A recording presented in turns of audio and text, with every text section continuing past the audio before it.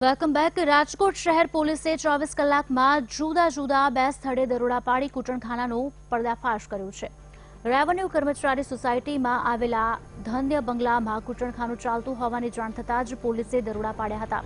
પોલીસે કૂટણખાનાના સંચાલક મુંબઈના સંદીપ માસૂમ કામદાર અને તેની પત્ની ભૂમિ ભાગીદાર પ્રકાશને ઝડપી લઈ 4 યુવતીઓને મુક્ત કરાવી હતી।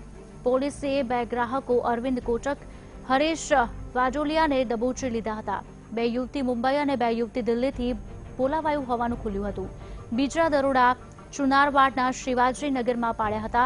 કૂટણખાનાના સંચાલક રમેશ પઢિયા રમેશ કાજલની ધરપકડ કરીને પરપ્રાંતીય યુવતીઓને મુક્ત કરાવી હતી।